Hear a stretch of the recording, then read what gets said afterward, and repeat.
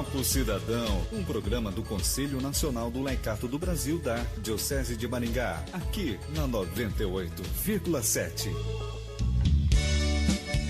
Meus amigos e minhas amigas, estamos chegando para mais uma edição do programa Papo Cidadão, um programa do Conselho Nacional do Laicato do Brasil, da Arquidiocese de Maringá, aqui pela sua Rádio Colmeia.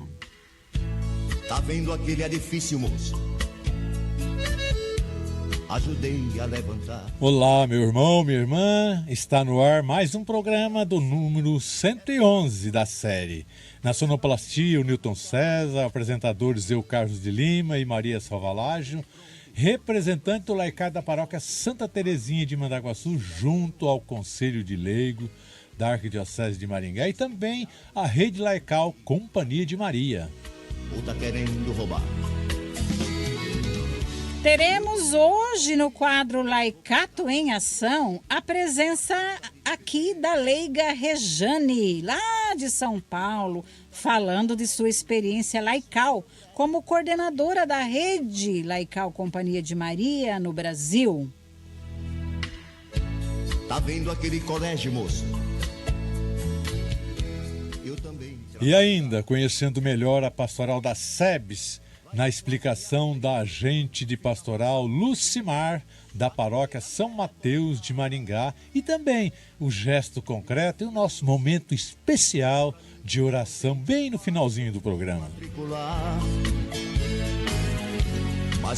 E na assessoria, ele, o Dr. Walter, hoje falando sobre o uso de agrotóxico ao meio ambiente. E no quadro Padroeiro da Paróquia, nós teremos a história de Santa Joana de Lestoná, ela que é padroeira da Capela Santa Joana de Lestoná, na paróquia Santa Terezinha de Mandaguaçu. Na qual a gente faz parte, né, Maria? E também agora vamos de música, Maria. A gente quer oferecer a todos os ouvintes das terças-feiras ao vivo e aos domingos às 19 horas. E também quem ouve a nós de madrugadinha, sábado de manhã, às 5 da manhã. E que música que é, Maria? Nós vamos agora, Carlos, de Zé Vicente, Pai Apaixonado.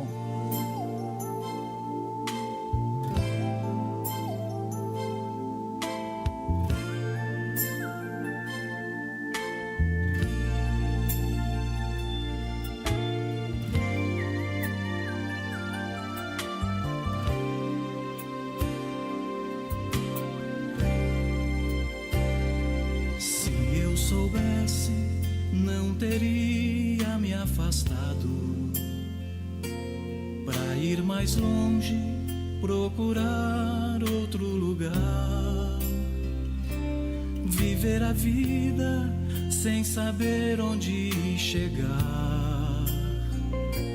Fiquei perdido, precisando voltar. Meu coração não pôde descansar,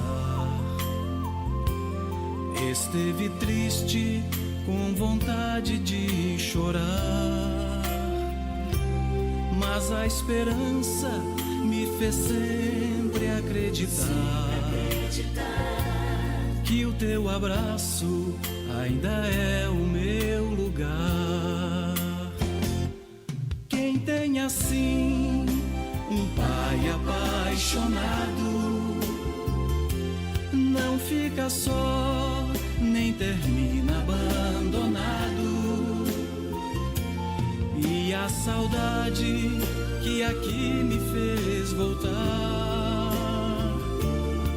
me fez ver tua casa é meu lar.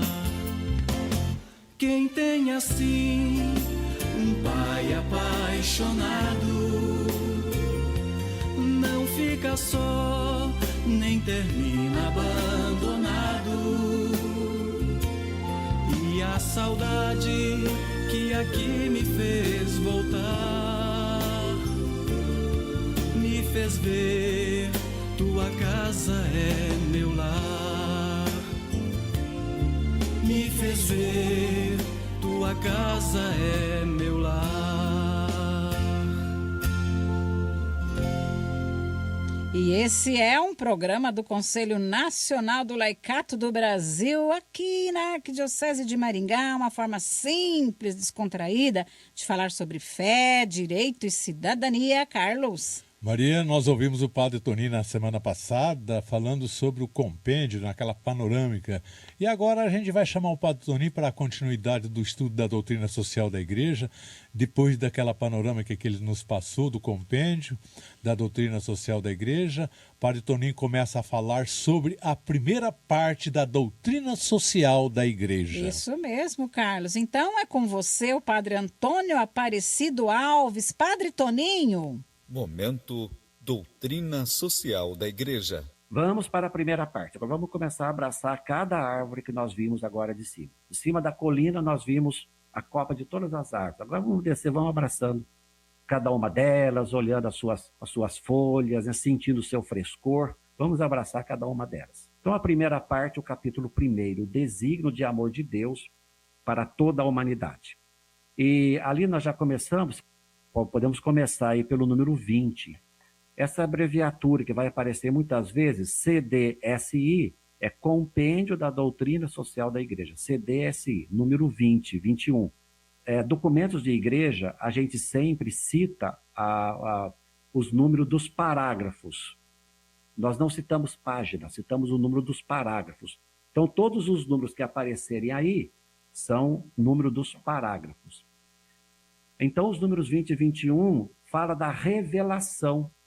Todas as religiões, todas as manifestações religiosas da sua origem tiveram uma experiência religiosa.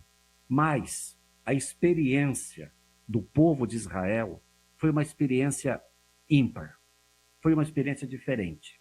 Exatamente porque muito diversa dos povos vizinhos, que experimentavam os seus deuses, faziam os seus sacrifícios propiciatórios para angariar aí a benécia dos deuses, para aplacar a ira, afastar as tempestades, favorecer as sementeiras, etc, etc. Então o povo de Israel fez uma experiência diferente, porque eles experimentavam um Deus escondido, né? um Deus que eles não viam.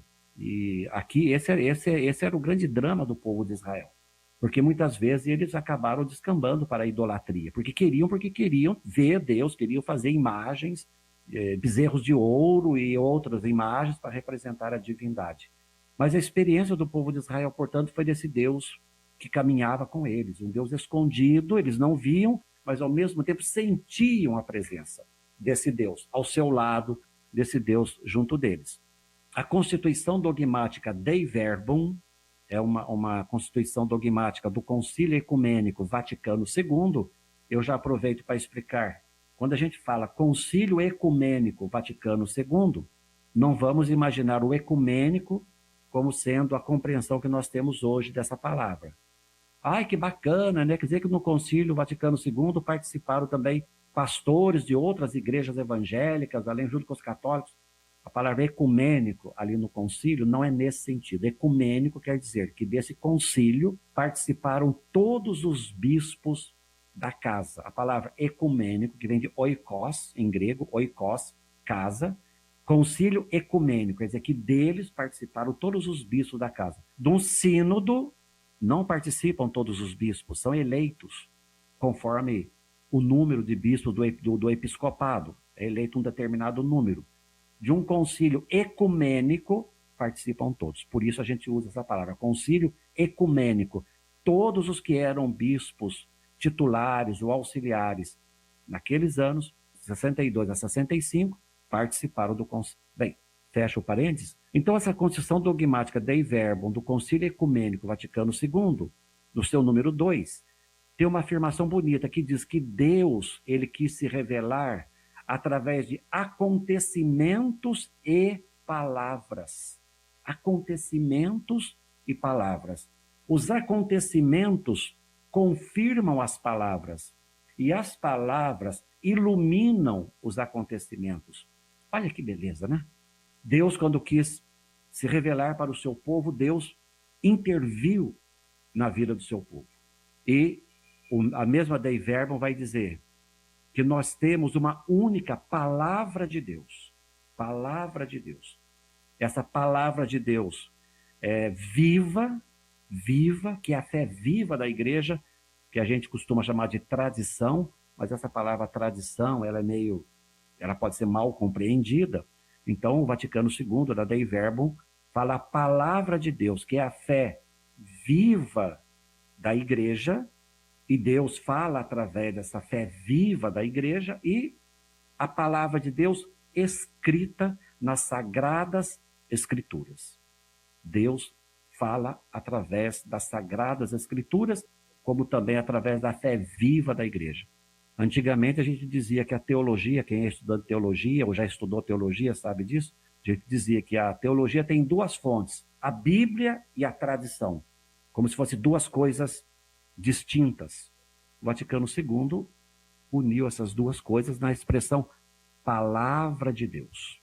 A palavra de Deus escrita, encontramos nas Sagradas Escrituras, a palavra de Deus viva na fé da igreja. Você está ouvindo Papo Cidadão, na sua Colmeia FM. É isso mesmo, acabamos então aí de ouvir Padre Toninho, né, Carlos, no estudo da doutrina social da igreja, agora indo por partes. Lembrando sempre que esse é um estudo completo da doutrina social da igreja, que contém 12 capítulos, e estamos aí indo agora esmiuçando, como o próprio Padre Toninho usa essa palavra, esmiuçar, né, Carlos? Muito bem, Maria. Eu também vivi um pouco do Concílio Vaticano II, eu tinha 6 para 7 anos, eu era coroinha.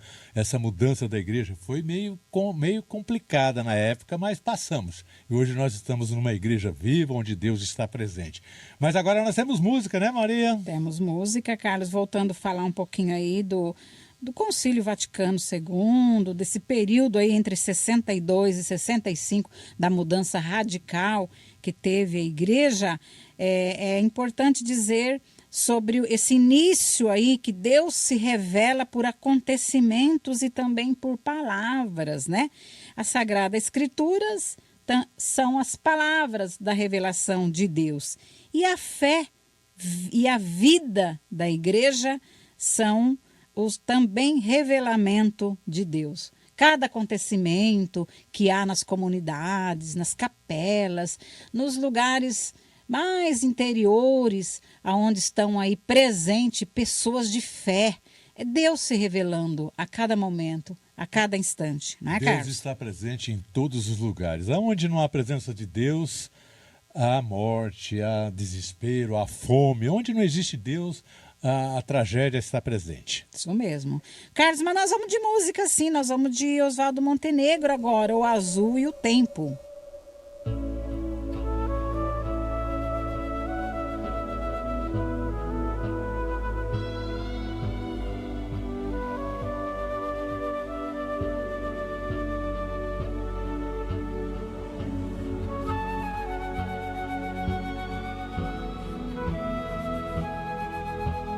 Nada pra se acreditar, mas o tempo não manchou o azul.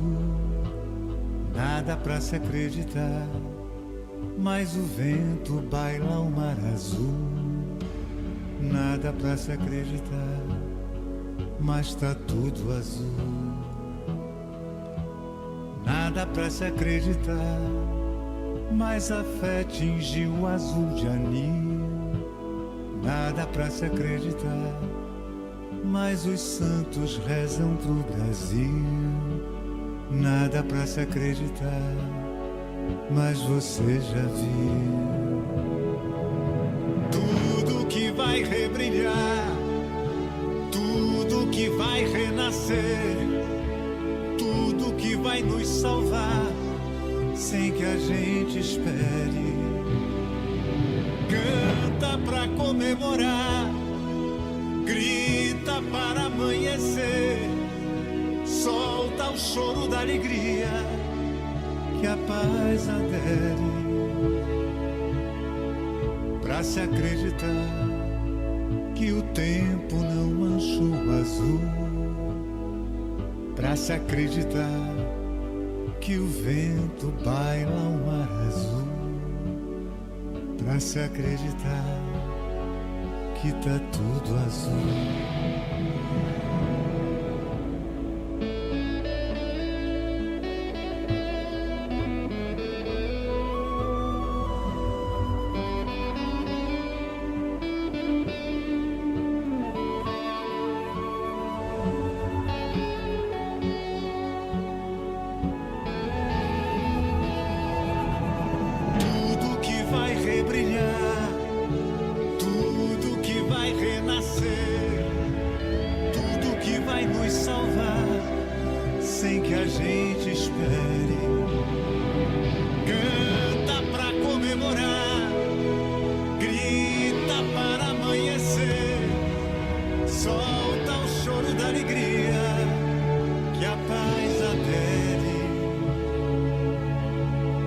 Se acreditar que o tempo não manchou o azul, pra se acreditar que o vento baila o mar azul, pra se acreditar que tá tudo azul.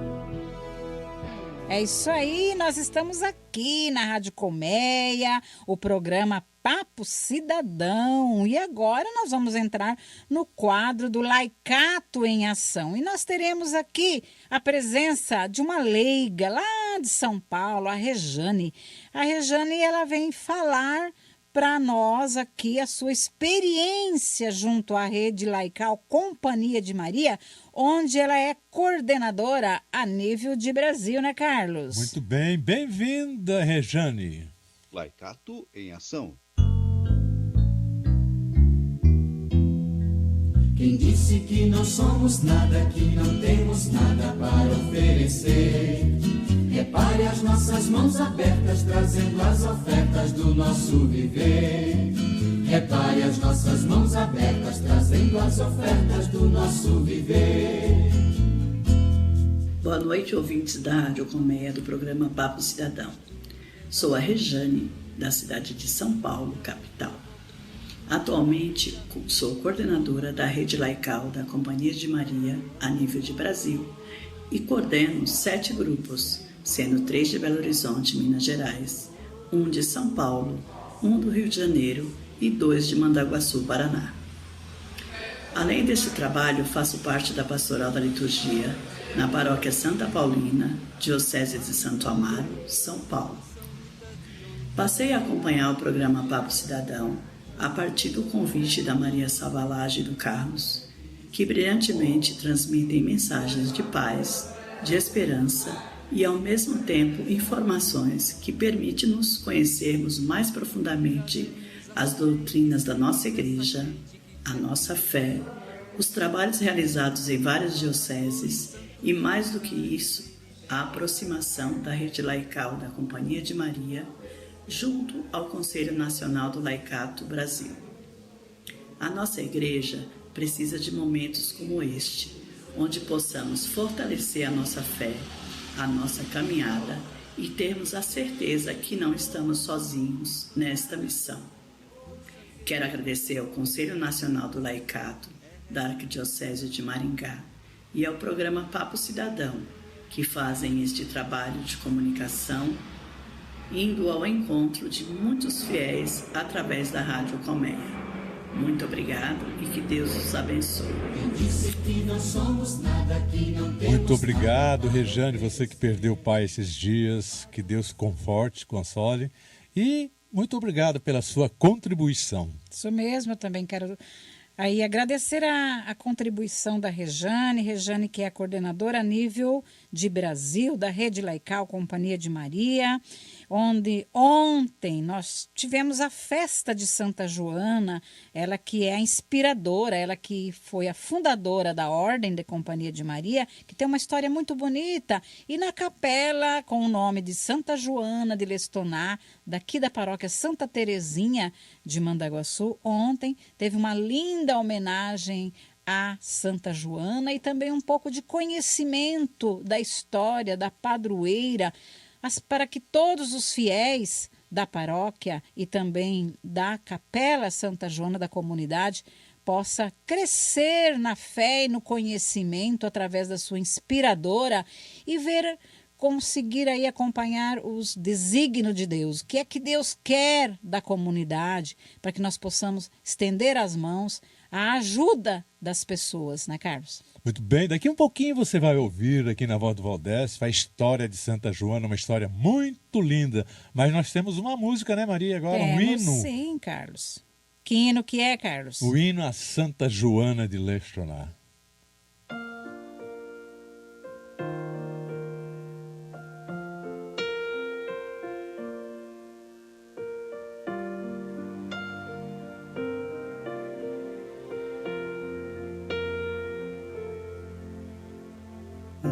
Pedacinho de chão,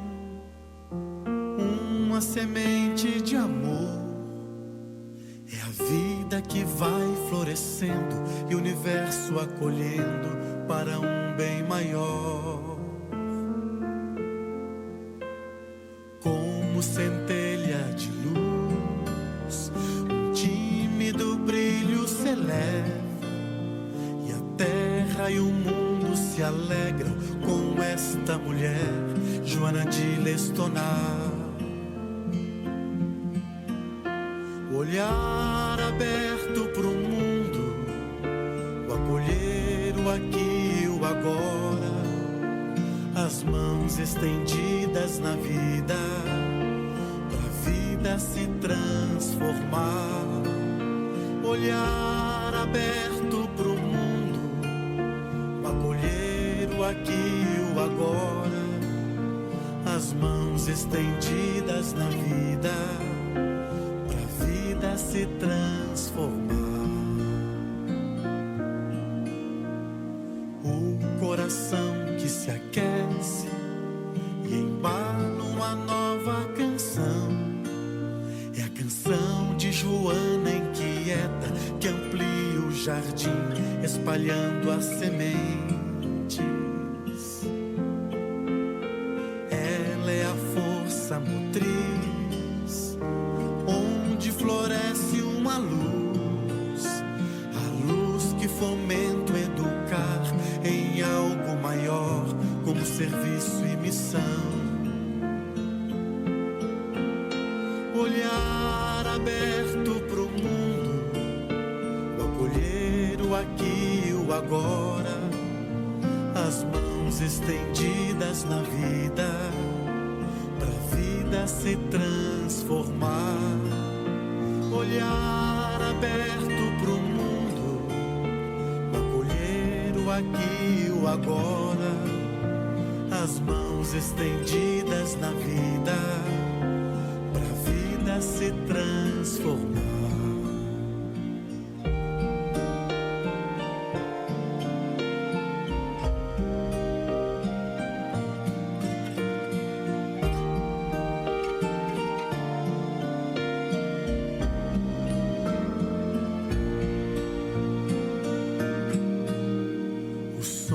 A coragem se fundem, rompe a barreira do igual, implantam outras raízes para o desigual, pois o humano é maior. Dialogando com a realidade, anuncia um futuro melhor. Quando os ramos e os galhos se agitam na ciranda da vida, as raízes se abraçam. Olhar aberto pro mundo, o acolher, o aqui e o agora, as mãos estendidas na vida, pra vida se transformar. Olhar aberto pro mundo, o aqui e o agora, as mãos estendidas na vida, pra vida se transformar.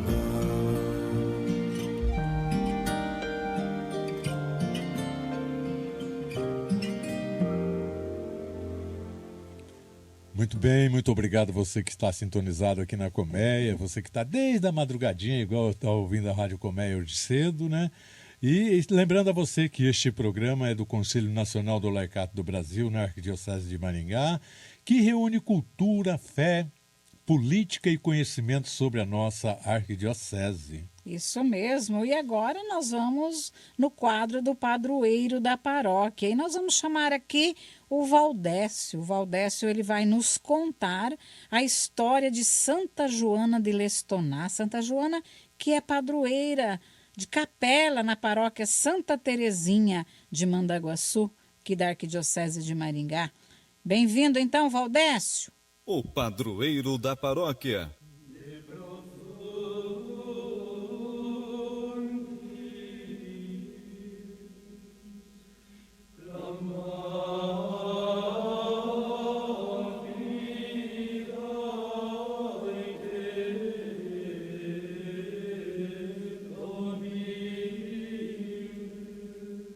Breve resumo da história de Santa Joana de Lestoná. Olá, amiga e amigo ouvinte. Joana de Lestoná nasceu em Bordeaux, na França, em 27 de dezembro de 1556, em um período em que a Igreja Católica vivia grandes conflitos. Seu pai, Richard de Lestoná, um católico fervoroso e membro do parlamento de Bordeaux, era conselheiro do rei da França. Sua mãe, Jeanne Eichen, de confissão calvinista. Na adolescência, sua fé foi submetida a uma dura e fecunda prova. A primeira experiência espiritual de Joana é uma voz que confirma seu desejo de consagrar-se a Deus, que marcara toda a sua vida. Dizia a voz: "Cuida, minha filha, de não deixar apagar esta chama que acendia em teu coração e que te leva com tanto ardor a seguir-me."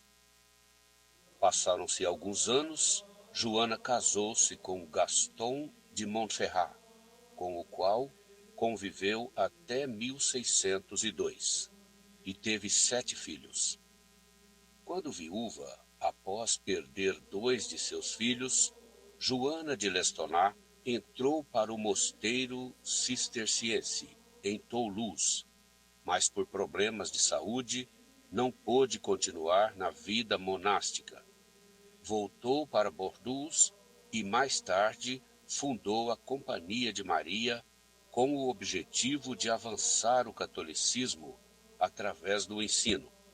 Existem inúmeras casas da Ordem de Companhia de Maria, Nossa Senhora, pelo mundo, e também leigos e leigas que, atuantes de diferentes pastorais, movimentos e organismos em suas paróquias, vivem a espiritualidade e carisma de Santa Joana, se reunindo mensalmente no Brasil e no mundo.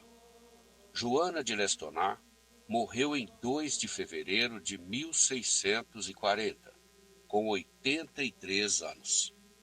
Foi declarada venerável em 19 de setembro de 1834. Sua beatificação foi em 23 de setembro de 1900 pelo Papa Leão XIII. Foi canonizada em 15 de maio de 1949 pelo Papa Pio XII. A Igreja Católica celebra sua festa litúrgica em 15 de maio. Santa Joana de Lestoná, rogai por nós. Palavra do assessor. Muito bem, antes de vir o nosso assessor, que história bonita de Santa Joana, né, Maria? Mas o nosso assessor vai falar sobre agrotóxico na plantação. A gente come as coisas, os nossos alimentos, todos eles têm veneno. Então vamos chamar agora o nosso assessor, o Dr. Walter, que vai falar sobre o agrotóxico. Olá, Dr. Walter, bem-vindo. Olá, Carlos, olá, Maria, olá, Newton César, olá, amigos e amigas do programa Papo Cidadão, meus amigos, minhas amigas. Está acontecendo no Congresso Nacional um grande debate sobre o uso de agrotóxicos no Brasil. Na data agora recente do dia 15 de maio, Em uma audiência pública lá na Comissão de Direitos Humanos do Congresso Nacional, vários debatedores e estudiosos sobre o assunto, com base em inúmeros estudos sobre os agrotóxicos, disseram e demonstraram o prejuízo que o agrotóxico faz a toda a população. Pesquisas apontam que os agrotóxicos têm efeitos prejudiciais ao meio ambiente, à saúde da população, aos trabalhadores rurais, comunidades tradicionais, como os povos indígenas e quilombolas. Conforme pesquisa, esses produtos contaminam o solo, a água, os alimentos, causando danos ao meio ambiente e aos animais. O uso de agrotóxicos também é um grande problema nas áreas indígenas, afetando a produção dos pequenos produtores, prejudica as comunidades de assentados, de trabalhadores rurais, de indígenas, de quilombolas.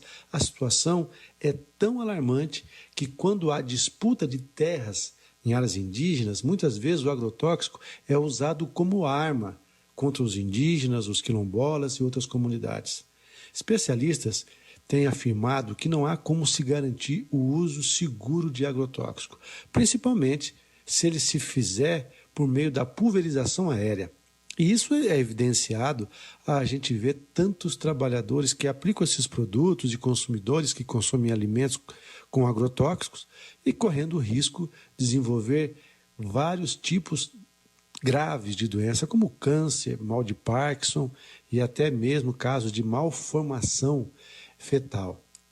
Quando a gente fala em agrotóxico, nós temos que lembrar que os agrotóxicos são substâncias que foram feitas para matar pequenos insetos, plantas, foi feito para matar fungos, mas também ele mata animais domésticos e pessoas. A gente tem que lembrar que no Brasil 20% dos agrotóxicos que são usados, autorizados, são classificados oficialmente como extremamente tóxicos.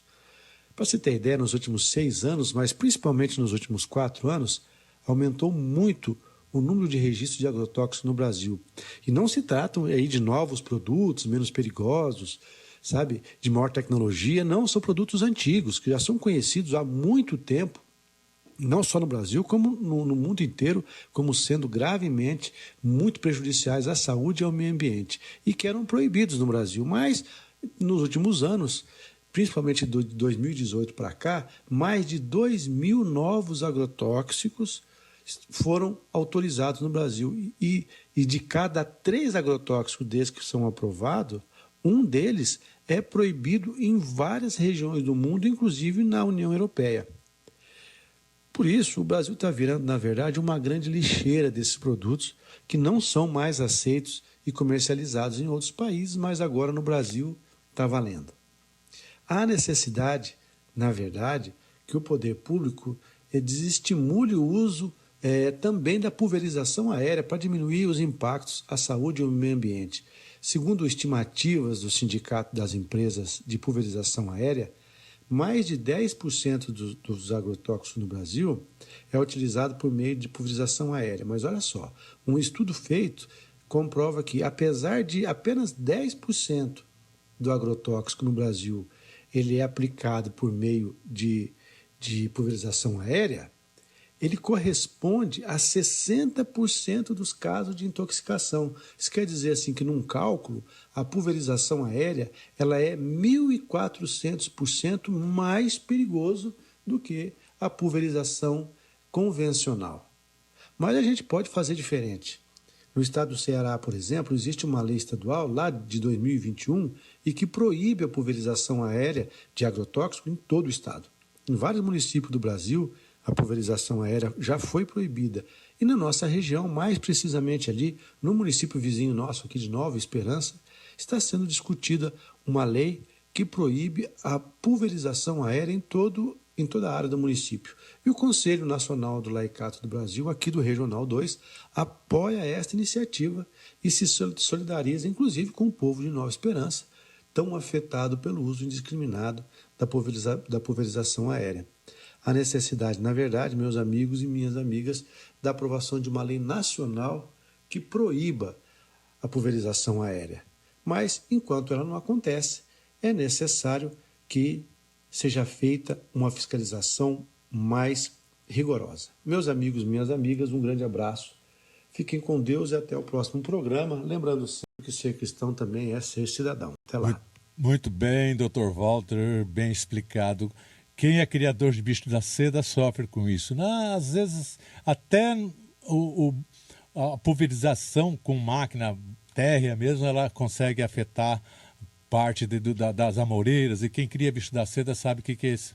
Mas a gente tem que pensar, Maria, nos nossos netos, nas gerações que vêm, como que vai ser daqui para frente se nós não tomarmos consciência, se os produtores, os agricultores, os poderes não tomarem consciência com essa problemática existente no Brasil.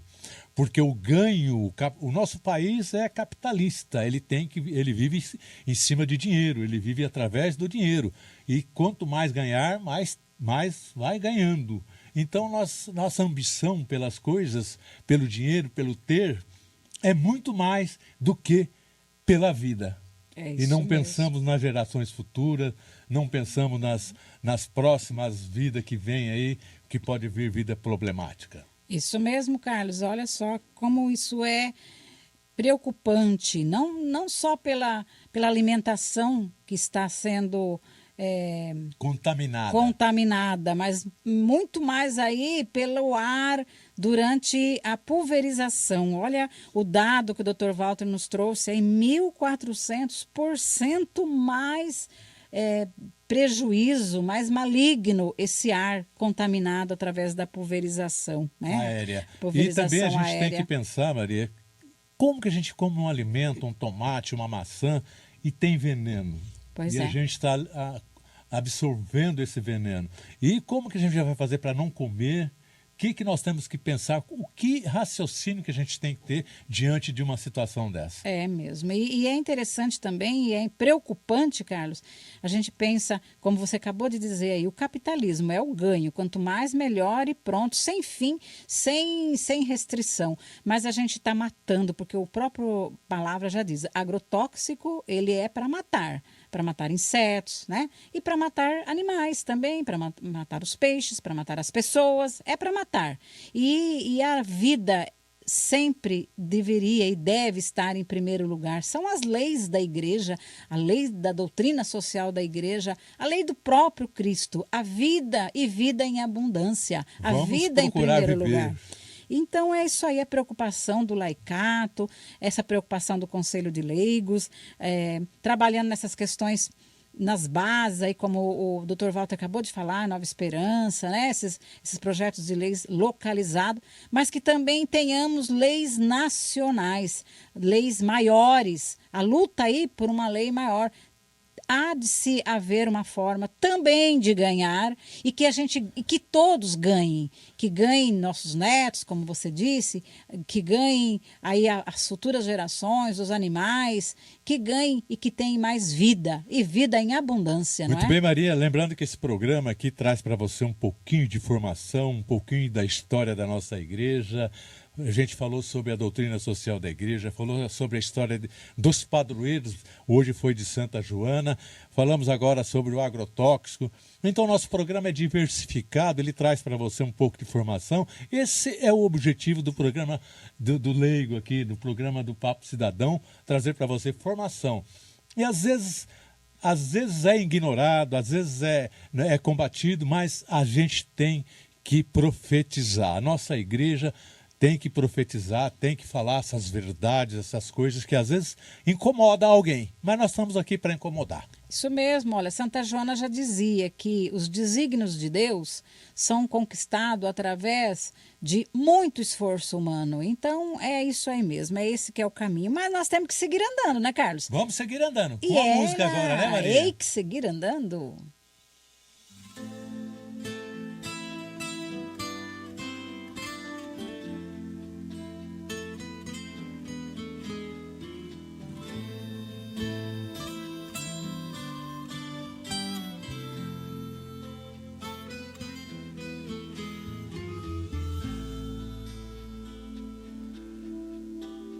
Nos duele, amigo, hasta los huesos y se endurecen nuestras entrañas por la injusticia, la cobardía, nos va invadiendo la hipocresía. Hay tanta bronca acumulada, tanta traición disimulada, que se nos cierran hasta las manos y el desencanto nos va quietando. Hay que seguir andando más, hay que seguir andando, hay que seguir andando más, hay que seguir andando.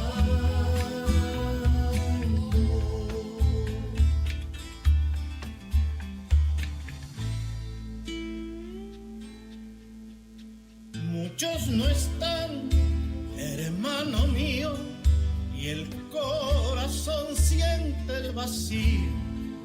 Las lágrimas corren el rostro, ellos están junto a nosotros. Por el dolor, la voz callada que nos golpea, que nos aplasta. Resiste el hombre que está enjaulado, resiste el pueblo acribillado. Hay que seguir andando nomás, hay que seguir andando, hay que seguir andando nomás, hay que seguir andando.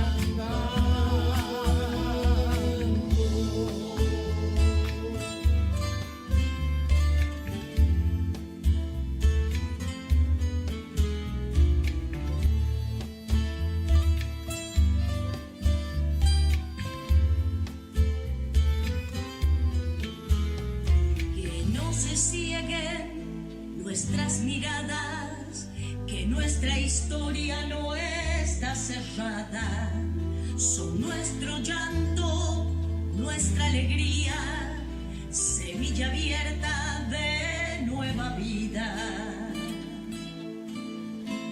Al hombre nuevo Dios va creando, con nuestro barro lo va engendrando.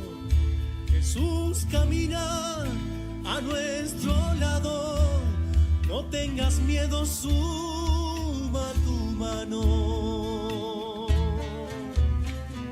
Hay que seguir andando más, hay que seguir andando, hay que seguir andando más, hay que seguir andando.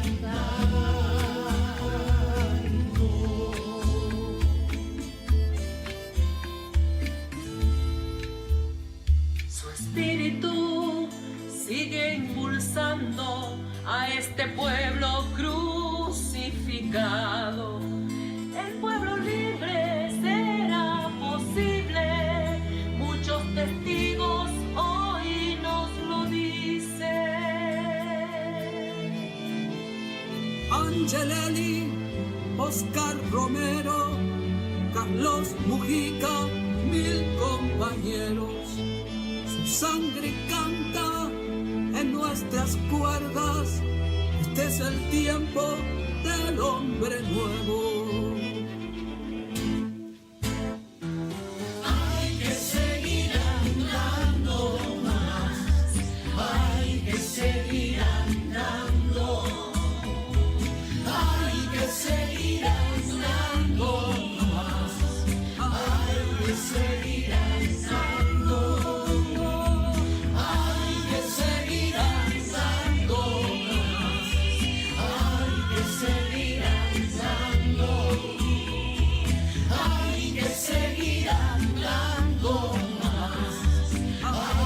Seguir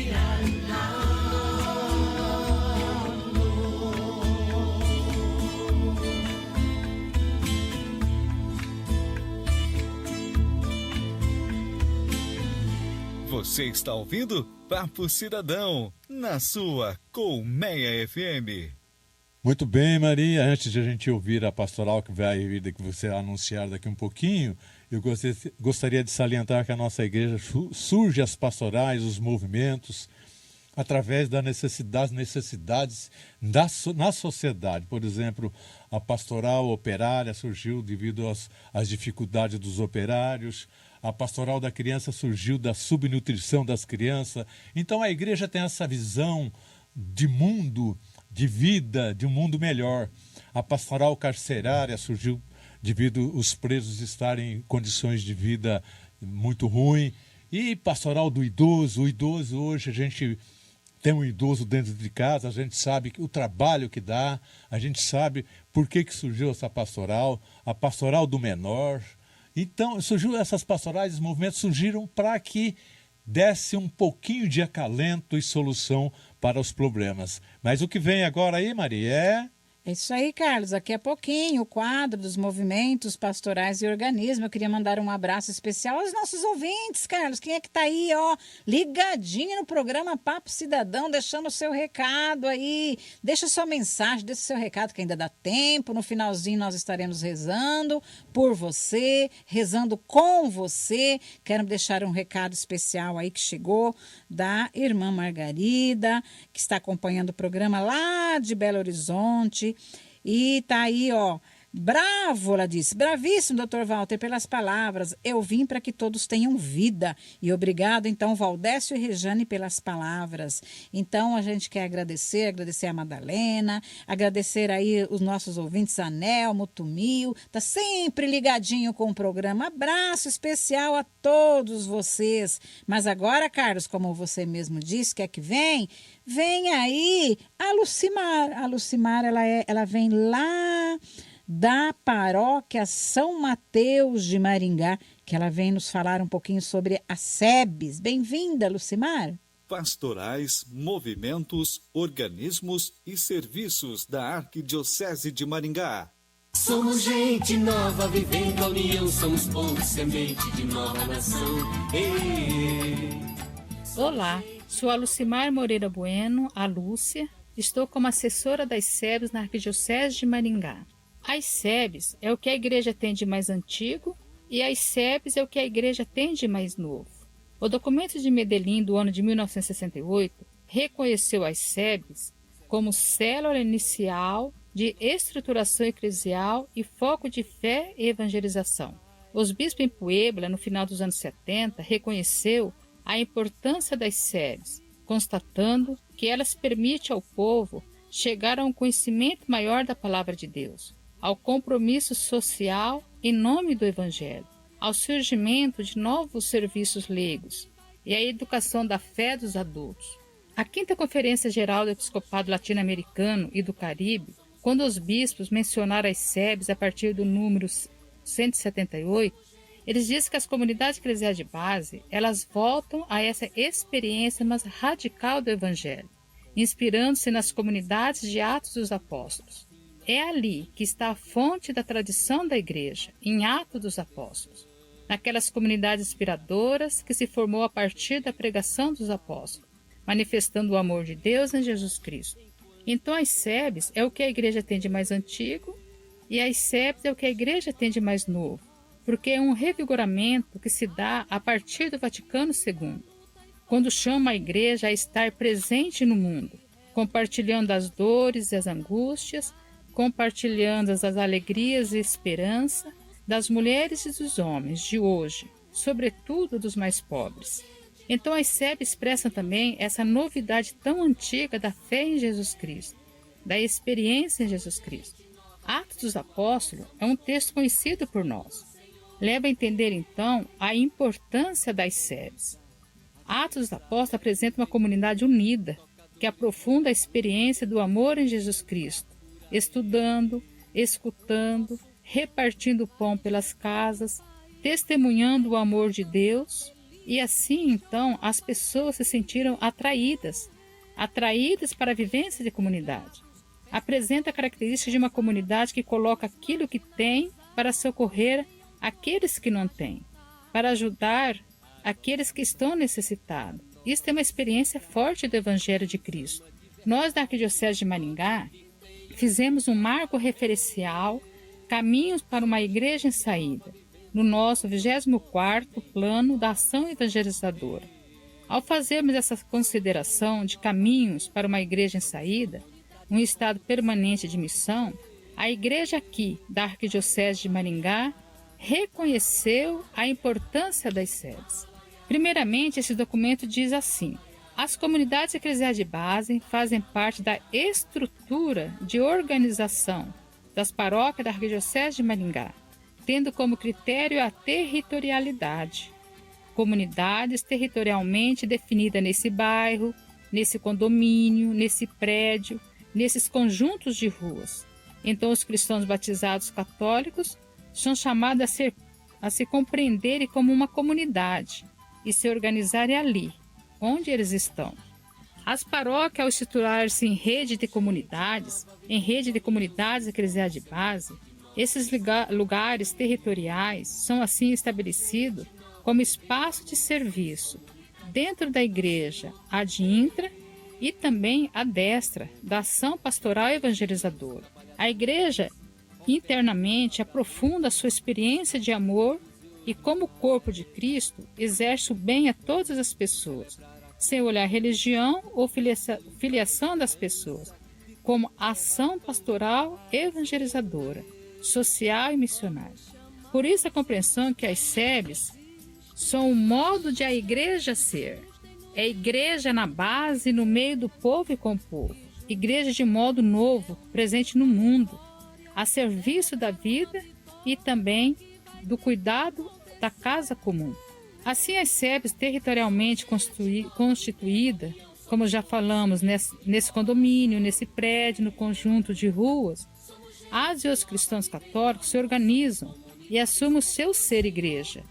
As e os cristãos católicos se organizam e desenvolvem ministérios, se aprofundam na sua relação com Jesus e, em nome de Jesus, exercem uma ação pastoral e evangelizadora, social e missionária, para o bem e para a vida das pessoas. Então, é a igreja que ali, onde estão as pessoas, essa igreja, ela é a medida que ela vive concretamente a sua experiência de amor em Jesus Cristo.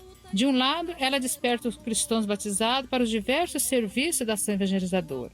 Desperta neles a consciência de transmitir e testemunhar o amor de Jesus, ajudando-os a viver essa experiência do amor do Senhor. E juntos vai à busca, socorre, acolhe, cuida, sustenta e encoraja as pessoas que querem viver essa experiência de amor no Senhor. É aqui que nós vemos concretamente como que as SEBs já são comunidades eclesiais missionárias. Como que a SEB, desde a sua origem, ela é uma grande força na Arquidiocese de Maringá. A Arquidiocese de Maringá não seria uma igreja viva, presente, se não fosse por sua opção em organizar-se como comunidades eclesiais de base. Como que essa igreja é missionária? Porque ela está presente na vida das pessoas.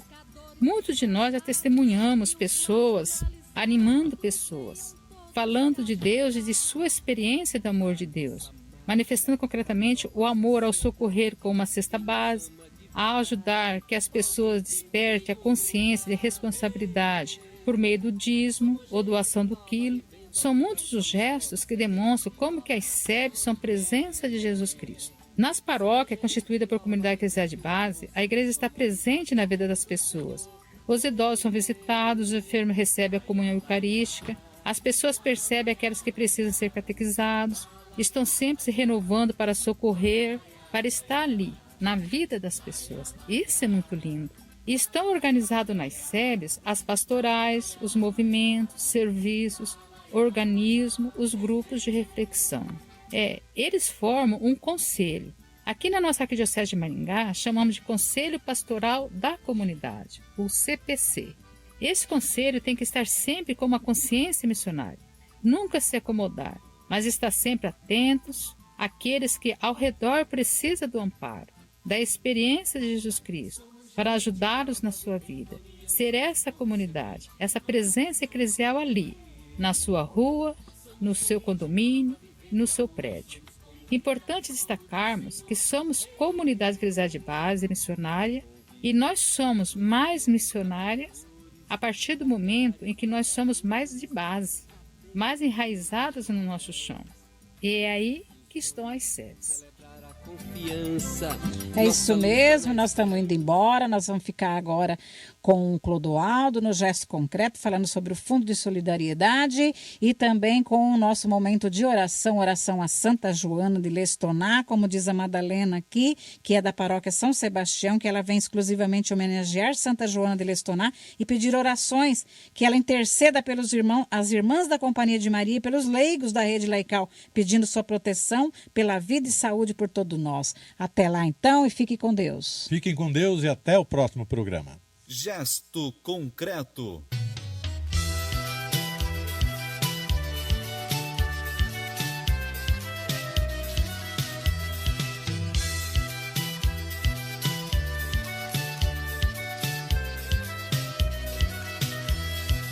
Se é pra ir pra luta eu vou, se é pra estar presente eu tô, pois na vida da gente o que vale é o amor.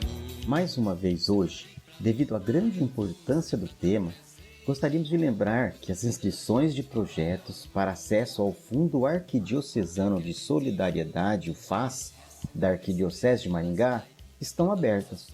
O processo de inscrição está acontecendo do dia 10 de abril até o dia 12 de junho de 2023. Se você tem alguma ideia ou mesmo se já desenvolve ações correlacionadas ao tema da campanha da fraternidade, que trata da fome, seu projeto ou ideia de projeto está apto a concorrer para ajuda financeira, junto ao FAS. Os valores para apoio a projetos locais podem ir até o valor de R$ 8.000. E se a sua ação tem abrangência na arquidiocese, este valor pode chegar a R$ 15.000. Não perca esta oportunidade. Inscreva seu projeto e sua ideia de projeto.